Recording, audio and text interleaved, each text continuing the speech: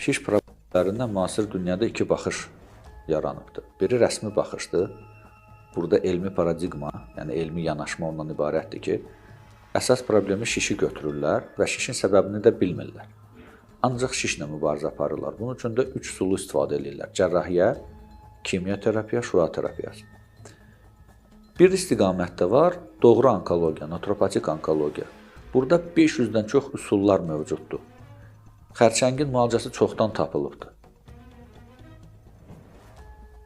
Tam arxain biz bilə bilərik ki, müalicəni eləyə bilirik. Amma bu üsulları daxil eləmirlər rəsmi protokollara. Burada obyektiv və subyektiv problemlər var. Niyə görə bu belə alınıbdır?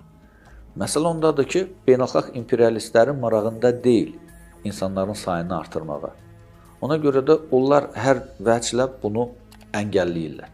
Digər tərəfdən, urbanizasiya nəticəsində, yəni şəhərləşmə nəticəsində obyektiv bir səbəb var ki, onlar da bəşəriyyətin bugün aparıcı 3 xəstəliyin əsasında durur. Yəni, ürək-damar xəstəlikləri, şəkər xəstəliyi,